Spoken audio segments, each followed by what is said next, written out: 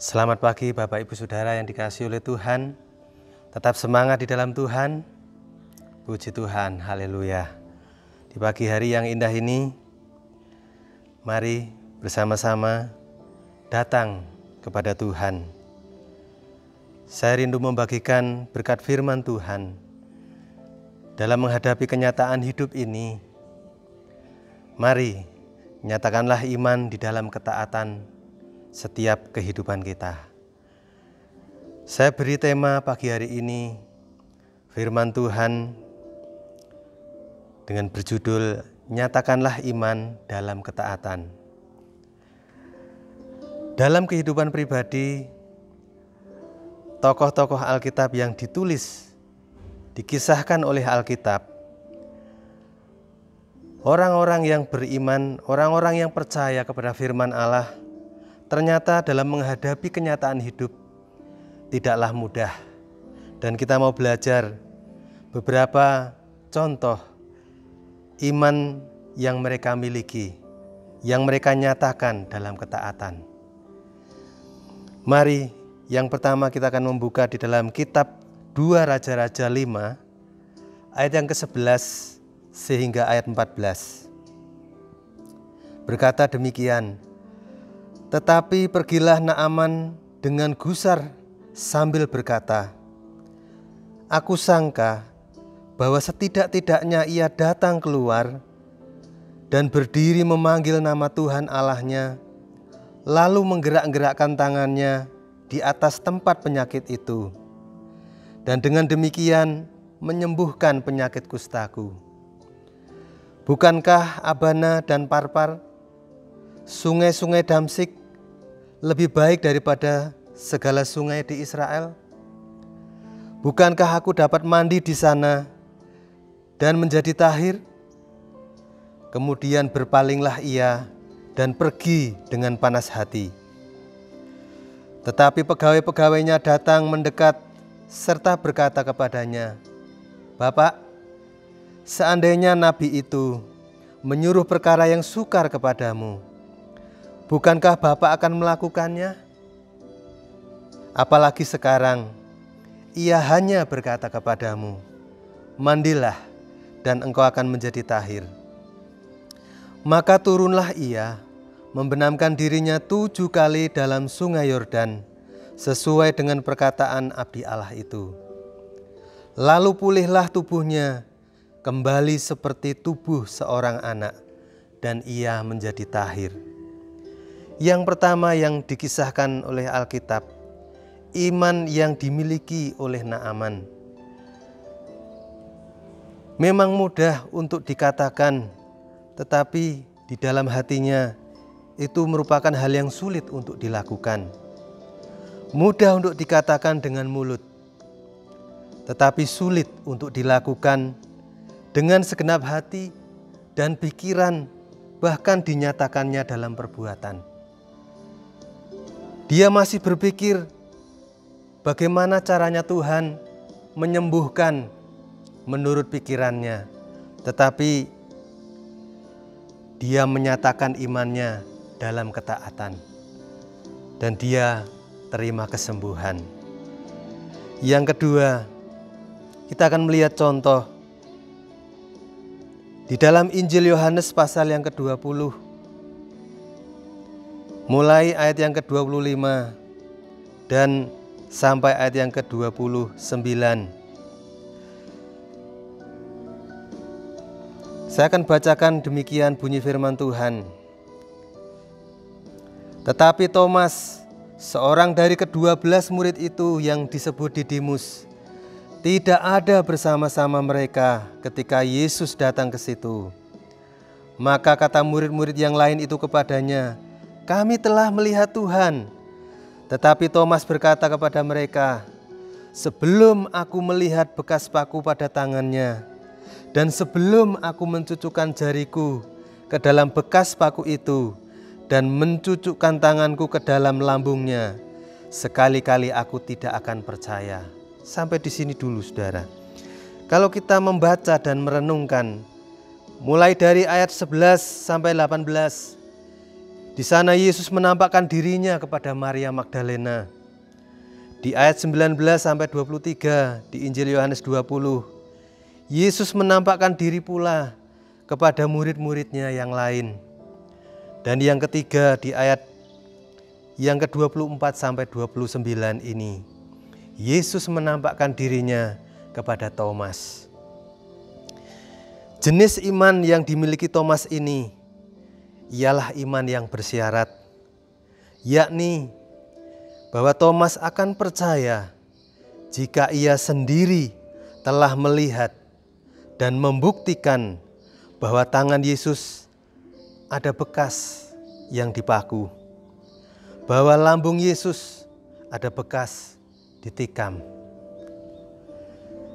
Bagi orang yang benar, maka dia memiliki iman yang urutannya tidak akan pernah berubah, dan iman seperti inilah yang mendatangkan perubahan besar. Jika ingin melihat apa yang Tuhan nyatakan, maka janganlah memiliki urutan iman yang tidak benar. Ingin melihat dahulu, kemudian dia akan percaya.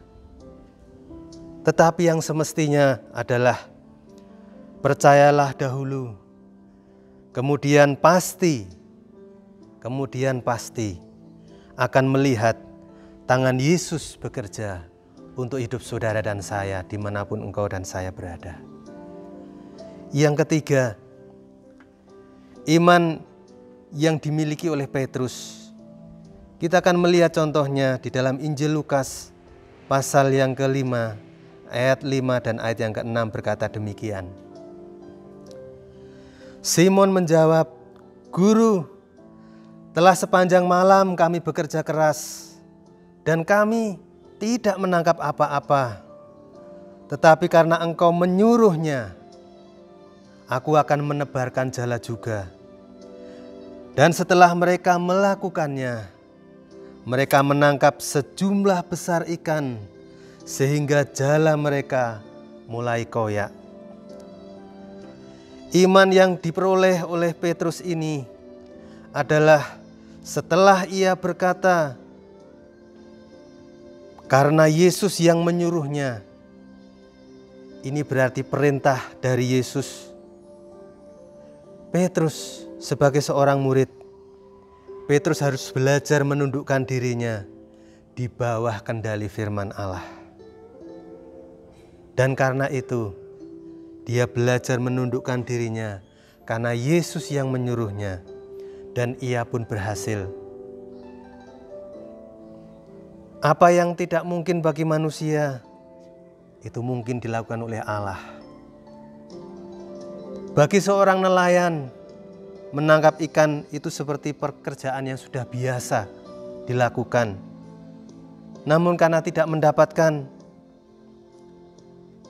Yesus tahu apa kebutuhan Petrus. Lewat kebenaran firman yang Yesus sampaikan, Petrus berusaha menundukkan dirinya. Dia menyatakan imannya dalam ketaatannya.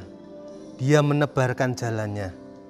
Dan karena iman, dia menundukkan dirinya di hadapan Yesus. Dan dia dapatkan apa seperti yang dikatakan oleh Yesus. Mungkin hari-hari ini engkau mengalami seperti Petrus. Tetapi percayalah, lewat iman saudara yang saudara nyatakan dalam ketaatan, Tuhan sanggup mengerjakan yang engkau tidak mampu lakukan. Yang mungkin mustahil bagi hidupmu, bagi firman Allah, semua yang tidak mungkin menjadi mungkin. Yang terakhir, yang keempat, iman yang dimiliki oleh perempuan yang telah disembuhkan dari pendarahannya. Kita akan melihat contohnya di dalam Injil Matius pasal yang ke-9 ayat 21 sampai ayat 22. Karena katanya dalam hatinya, asal kujamah saja jubahnya, aku akan sembuh. Tetapi Yesus berpaling dan memandang dia serta berkata, Teguhkanlah hatimu, hai anakku, imanmu telah menyelamatkan engkau. Maka sejak saat itu, sembuhlah perempuan itu. Saudara yang dikasihi oleh Tuhan, perempuan ini memiliki iman yang lahir dari kata-kata dalam hatinya. Dikatakan dalam hati perempuan ini, asalku jamah saja jubahnya. Dia melangkah dengan iman setelah dia berkata dalam hatinya. Dia nyatakan imannya dalam ketaatannya kepada firman Allah. Dan itu menghasilkan perubahan yang dahsyat. Ia yang tadinya sakit sudah 12 tahun pendarahan. Bahkan dikisahkan di dalam kitab Injil Markus. Injil Markus pasal yang kelima, ayat 25 sehingga ayat 26 berkata demikian. Ini keadaan perempuan yang sakit pendarahan ini. Markus 5 ayat 25-26. Adalah di situ seorang perempuan yang sudah 12 tahun lamanya menderita pendarahan. Ia telah berulang-ulang diobati oleh berbagai tabib, sehingga telah dihabiskannya semua yang ada padanya, namun sama sekali tidak ada faedahnya. Malah sebaliknya, keadaannya makin memburuk. Dalam kenyataan yang perempuan ini alami, dia telah mendengar tentang Yesus. Dia ingin menyatakan imannya walaupun dikatakan hal itu dalam hatinya, tapi diwujud nyatakan dalam ketaatan. Apa yang tidak mungkin dikerjakan oleh tabib tangan manusia, itu hanya mungkin dilakukan dan dikerjakan oleh sentuhan tangan ilahi. Maukah saudara menyatakan iman saudara di dalam ketaatan ketika engkau mendengar firman Allah? Yesus yang pernah disentuh oleh perempuan ini, saudara dan saya juga bisa menyentuhnya dengan iman. Katakan dalam hatimu dengan iman, melangkahlah dengan iman. Melangkahlah dalam ketaatan, dan mujizat pun terjadi. Bukan hanya bagi Naaman, bukan hanya bagi Thomas, bukan hanya bagi Petrus, tetapi bagi kita orang yang percaya.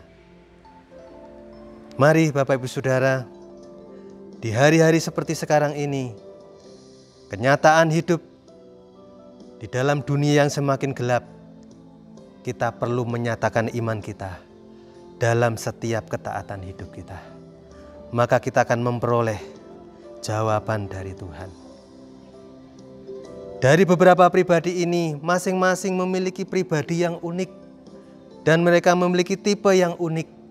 Cara mengungkapkan imannya masing-masing. Tuhan menghargai kapasitas iman mereka. Tuhan menghargai ketaatan mereka. Dan mereka pun mendapatkan apa yang mereka nyatakan dalam imannya. Bapak Ibu Saudara pun akan mendapatkan ketika engkau menyatakan imanmu di hadapan Allah dengan taat kepada firman-Nya. Amin. Mari kita akan datang kepada Tuhan.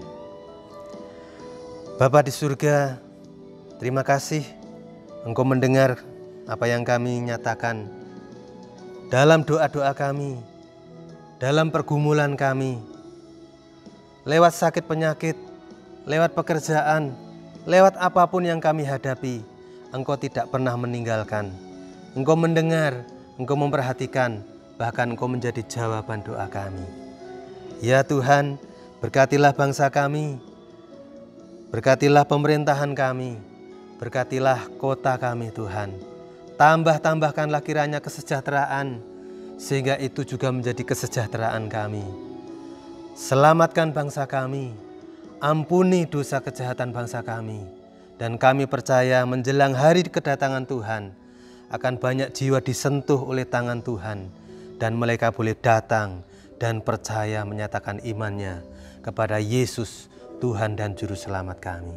Terima kasih Tuhan, dalam nama Tuhan Yesus Kristus kami berdoa dan mengucap syukur. Haleluya. Amin.